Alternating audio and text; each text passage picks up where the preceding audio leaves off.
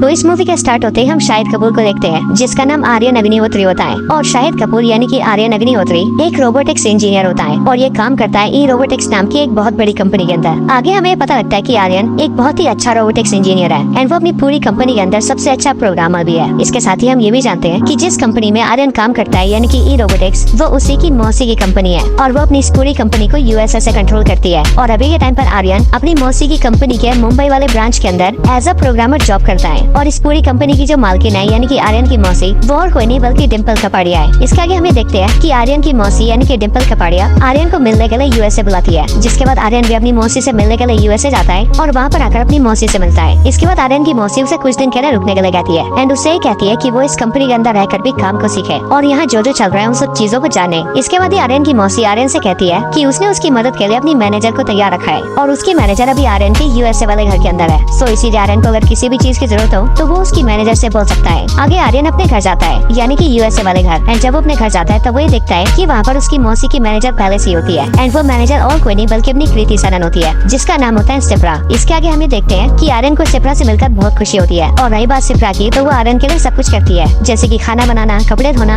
And उसके लिए घर की साफ सफाई करना एंड वो सारे काम बहुत ही परफेक्टली करती है। बट यहाँ पर हम सभी एक बहुत ही अजीब चीज नोटिस करते हैं एंड वो अजीब चीज ये होती है कि आर्यन को जो भी चीज अच्छी लगती है वो सारी चीजें सिप्रा को भी अच्छी लगती है। जैसे कि आर्यन का जो फेवरेट कलर होता है वही से फेवरेट कलर सिप्रा का भी होता है, उसे जो खाने में पसंद होता है सिप्रा को भी वही खाने में पसंद होता है, आर्यन को जो गेम्स खेलना पसंद होता है सिप्रा को भी वही गेम्स पसंद होती है एंड जहाँ जहाँ घूमना आर्यन को पसंद है वहाँ घूमना सिप्रा को भी पसंद होता है। एंड फिर इसी रीजन की वजह से वो दोनों एक साथ घूमते फिरते हैं और बहुत एंजॉय करते हैं। इसी दौरान हम ये देखते हैं कि आर्यन को सिप्रा से लव हो जाता है और साथ ही साथ सिप्रा भी आर्यन से लव करती है। लेकिन जब वो दोनों एक दूसरे से लव करने लगते हैं तब फिर एक दिन अचानक से उसकी मौसी उसके घर आती है। मौसी को देखकर आर्यन काफी ऑकवर्ड फील करता है एंड वो ये सोच रहा होता है कि वो अपनी मौसी को ये बात कैसे बताएगा कि वो और सिप्रा एक दूसरे से लव करते हैं। लेकिन यहाँ पर हमें पता लगता है कि आर्यन की मौसी को सब कुछ पता होता है एंड वो ये पहले से जानती है कि सिप्रा और आर्यन लव करते हैं। बट यहाँ पर एक बहुत बड़ा खुलासा होता है। असल में आर्यन की मौसी हंसते हुए आर्यन से कहती है कि उसे उसके और सिप्रा के बारे में जानकर बहुत खुशी हुई है एंड फिर आगे वो खुलासा करते हुए उसे बताती है कि असल में सिप्रा को इंसान नहीं बल्कि एक रोबोट है, एक ऐसी रोबोट जिसे उसी ने बनाया है और उसे इस तरीके से डिजाइन किया गया है कि वो न सिर्फ ह्यूमंस की तरह दिखे बल्कि वो ह्यूमंस के बहुत करीब भी जा सके।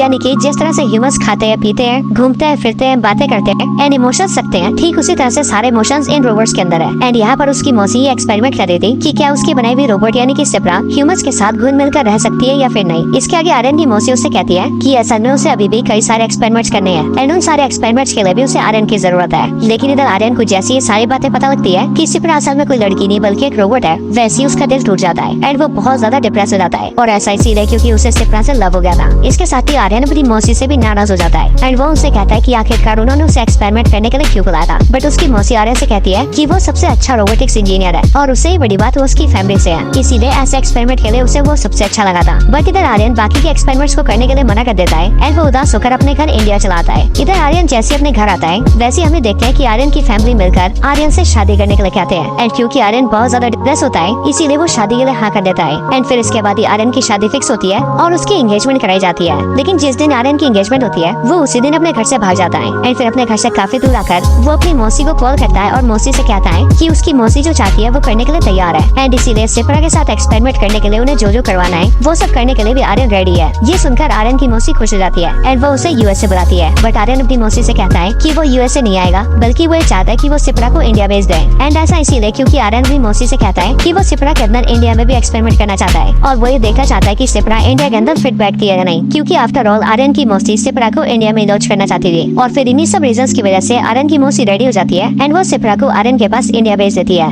इधर जैसी सिप्रा आर्यन के पास पहुंचती है वैसी आर्यन उसे लेकर सीधा अपने घर जाता है एंड उसे अपनी फैमिली से मिलवाते हुए सबसे कहता है कि वो इस लड़की से प्यार करता है एंड ये लड़की यूएसए में रहती है जिसका नाम सिप्रा है एंड इस लड़की के पेरेंट्स नहीं है यानी कि ये अनाथ भी है। ये सुनकर आर्यन की फैमिली काफी खुश होती है और फिर इसीलिए सिप्रा आर्यन और उसकी फैमिली के साथ उसके घर में रहने लगती है। हालांकि इस दौरान आर्यन ये मेक श्योर करके रखता है कि किसी को भी ये बात पता न लगे कि सिप्रा असल में ह्यूमन नहीं बल्कि एक रोबोट है और वो काफी हद तक सिप्रा की सच्चाई सच्चाई छुपाने में कामयाबी हो जाता है। और फिर इसी तरह से कुछ दिन बाद ही उनकी एंगेजमेंट होती है, जिसके अंदर आर्यन और सिप्रा एंगेजमेंट कर लेते हैं। बट फिर उसके कुछ दिन बाद ही हमें देखते हैं कि आर्यन का एक कजन अचानक से सिप्रा को उसके रूम में देख लेता है, जिस टाइम पर सिप्रा चार्ज हुई होती है। एंड फिर इसीलिए वो सिप्रा के पास जाता है और सिप्रा से पूछता है कि आखिर वो ये सब क्या कर रही है। और क्योंकि सिप्रा एक रोबोट होती है, इसीलिए वो आर्यन के कजन को सब कुछ बता देती है कि वो असल में एक रोबोट है और वो इस टाइम पर अपने आप को चार्ज कर रही है। बट फिर इसके बाद ही हमें देखते हैं कि शाहिद कपूर यानी कि आर्यन ये सब देख लेता है एंड इसीलिए उसका कजन सिप्रा के बारे में फैमिली को ना बता दे, इसके लिए वो अपने कजन को डराता है एंड उससे चुपचाने के लिए कहता है, जिस पर उसका कजन भी चुप हो जाता है। इसके बाद कुछ दिन बीत जाते हैं एंड देन फिर वो वाला दिन आ जाता है जिस दिन आर्यन और सिप्रा की शादी होने वाली होती है। यहाँ पर हमें देखते हैं कि आर्यन ने अपने फ्रेंड को सिप्रा के बारे में बता दिया होता है एंड इसीलिए आर्यन का फ्रेंड उसे एडवाइस देता है कि वो ऐसा ना करे और एक रोबोट से शादी ना करे, क्योंकि एक रोबोट चाहे कुछ भी कर ले बट वो एक ह्यूमन नहीं बन सकती। लेकिन अब क्योंकि आर्यन सिप्रा से लव करता था, इसीलिए वो इन सारी बातों को इग्नोर करता है एंड वो सिप्रा से शादी के लिए तैयार रहता है। बट उसी दिन की शाम को हम ये देखते हैं कि सिप्रा अपने आप को चार्ज कर रही होती है, बट उसी टाइम पर अचानक से लाइट चली जाती है एंड फिर झटके से लाइट वापस आती है। बट इस वजह से सिप्रा के सर्किट में शॉक लगता है एंड उसके मदरबोर्ड में मेल फंक्शन हो जाता है, यानी कि सिप्रा के सिस्टम में खराबी आ जाती है। एंड फिर इसीलिए सिप्रा बहुत ही अजीब बिहेव करने लगती है, जैसे कि वो कभी बहुत धीरे बोलती है, फिर बोलते बोलते बहुत तेज हो जाती है और चलते टाइम पे बिल्कुल टेढ़ी मेढ़ी होकर चलती है। इसके साथ ही सिप्रा वो सारे टास्क करने लगती है जिन टास्क के बारे में उसे मना किया गया होता है, जैसे कि शादी वाले दिन ही वो सबके सामने आकर सारे मेहमानों के सामने नाचने लगती है। एंड जब ये देखकर आर्यन की बुआ उसे रोकने आती है, तब वो आर्यन की बुआ को 2 चांटे भी मार देती है। इसके साथ ही वो आर्यन के कजन को पकड़ती है, उसे घसीटते हुए छत पे ले जाती है एंड छत पे लाकर उसे नीचे फेंक देती है। बट अब क्योंकि नीचे गड्ढा होता है, इसीलिए आर्यन का कजन बच जाता है। बट सिप्रा रुकती नहीं है और वो इसी तरह से टेढ़े मेढ़े काम करने लगती है। ये सब देखकर आर्यन उसके पास आता है एंड वो उसे पकड़कर रुकने के लिए कहता है और साथ ही साथ वो उसके बटन को ऑफ करके उसे रोकने की भी कोशिश करता है ताकि वो किसी तरह से शट ऑफ हो जाए। बट हम ये देखते हैं कि सिप्रा ऑफ नहीं होती और वो आर्यन को हटने के लिए कहती है, लेकिन क्योंकि आर्यन नहीं हटता एंड उसका हाथ नहीं छोड़ता, इसीलिए सिप्रा लोहे की बाल्टी को उठाकर उसे सीधा आर्यन के सर पे मार देती है, जिससे आर्यन नीचे गिर जाता है। एंड फिर हम ये देखते हैं कि सिप्रा सीधे मंडप के पास जाती है एंड वहाँ से जलती हुई लकड़ी को उठाकर सब तरफ आग लगाने लगती है और वो मंडप के साथ साथ आसपास के सारे कपड़ों में भी आग लगा देती है। एंड फिर इसीलिए ये सब देखकर आर्यन अपनी शादी वाली तलवार को उठाता है एंड उसके पीछे वाले हिस्से से सिप्रा के ऊपर अटैक करता है। एंड फिर उस तलवार के 2-3 अटैक लगते ही सिप्रा शट ऑफ होकर नीचे गिर जाती है, जिसके बाद सारी फैमिली शांति के सांस लेती है। एंड फिर यहीं पर हमें देखते हैं कि आर्यन को रियलाइज हो चुका है कि एक रोबोट चाहे कुछ भी कर ले बट वो कभी ह्यूमन नहीं बन सकती। इसके बाद ये सीन खत्म होता है एंड हमें आगे का सीन दिखाया जाता है, जहाँ पर हम ये देखते हैं कि अब 6 महीने बीत चुके हैं और 6 महीने बाद आर्यन की मौसी एक लॉन्च इवेंट के अंदर सिप्रा को लॉन्च कर देती है, जहाँ पर वो